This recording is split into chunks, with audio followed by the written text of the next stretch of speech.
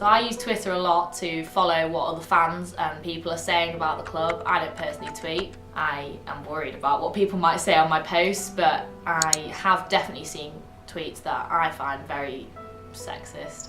You see it more than you would at the game, and I think that's just the nature of social media, because it's very different for someone to sit behind a keyboard or on their phone and make a derogatory comment. It's very different if they were here and they said it to my face. I have quite a large football presence on social media, follow a lot of Sunderland fans and vice versa.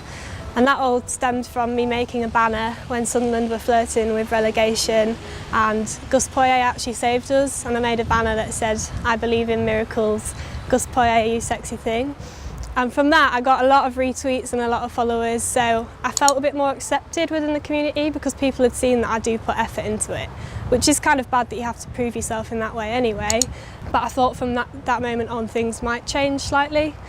I was wrong. Last week I saw a tweet about how people can't understand how girls pretend to like football for guys, and I don't understand how us liking football means that we automatically are there with a guy because we want to get male attention, or I don't understand why that is the only reason we're allowed to like the game. It's much easier when it's a nameless, faceless woman that they're talking about than when it's someone that stood in front of them. I use social media a heck of a lot. As I say, I spend probably most of my time on there when I'm not at work.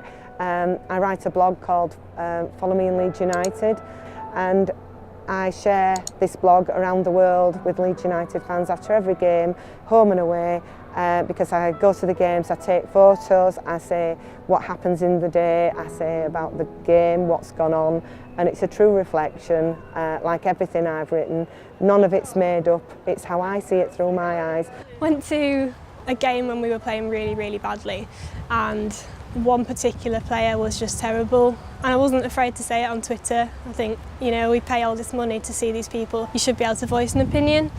So I did, and I got a lot of replies from men saying, you know nothing, you're a slag, and the player himself actually blocked me on Twitter, which I was just astounded by, because all these men say stuff about him every week and he hadn't blocked them. Sometimes I will challenge things on social media, it just depends what's said and how it's said, really.